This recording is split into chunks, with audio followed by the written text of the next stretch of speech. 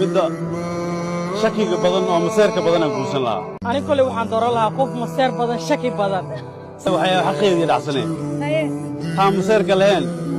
macnaha haddii si loo fiiriyo xasaas ma leh sababta haween haddaan nahay waxaan jecelnahay ninka inuu noo maseero maanta dhan iska daba jiid tan maseerka badan laakiin waqti walba waxay ku soo xasuusinayaan nolosha waxay tahay inuu noo maseero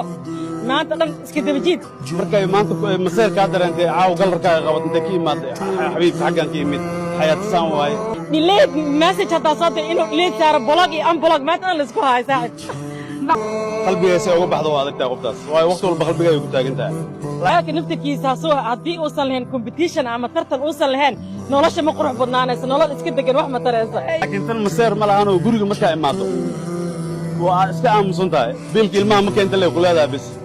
delete message hadaa soo dir inuu delete saaro blog iyo unblog maanta dhan la isku hayo saaxib ninka aqli leh kama dumaayo